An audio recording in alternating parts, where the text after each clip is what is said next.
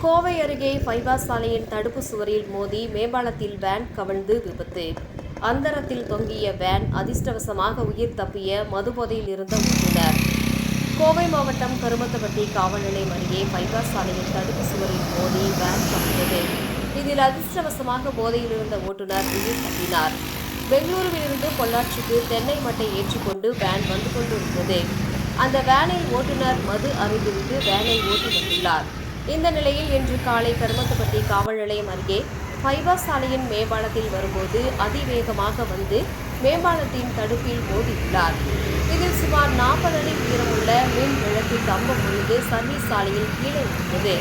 அப்பொழுது அந்த சாலையில் யாரும் வராததால் எந்தவிதமான பாதிப்பும் ஏற்படவில்லை.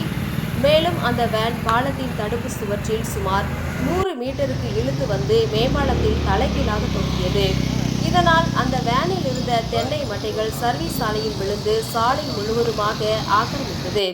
இதனால் போக்குவரத்து பாதிப்பு ஏற்பட்டது. மேலும் அந்த பகுதியில் பெரும் பரபரப்பு ஏற்பட்டது.